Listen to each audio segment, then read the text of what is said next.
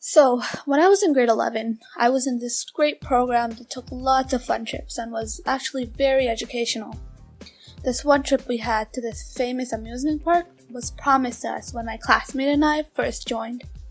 Some of us just joined because of this trip, and I was super excited because I've never been there and I heard great things about it. But since it was so expensive, my large family and I couldn't go because the tickets plus the lunch was very pricey. I was super ecstatic when my head told us that this trip to the amusement park was free. I mean, the ticket was free, but still, we had to pay for our own lunches.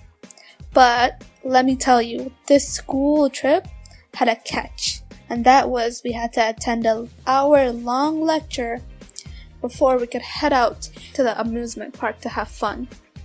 My first misfortune happened when all my friends told me that they were not attending this trip. At first I was worried and I had no one to sit with in the bus. But that for me was fine since I did not mind sitting alone. Still, I did find a group of other classmates to go with, though when we got there, the first ride that group made me go on splashed me with water, and all my pants got wet. I didn't even have the spare bottom to keep me dry. For a while though, I had lots of fun, and that group that I was with disappeared, so I was left with only one girl to hang out with. That was fine, as having fewer people meant not waiting and arguing for rides. So at this point, I was super hungry, so I went to buy a foot-long sub and water. Not only did that foot-long sub cost $20, but I had to wait 45 minutes in the line. Oh my god. After we were done eating, the real misfortune happened. Rain and thunder. It rained 4 times in the 5 hours we were given to enjoy ourselves.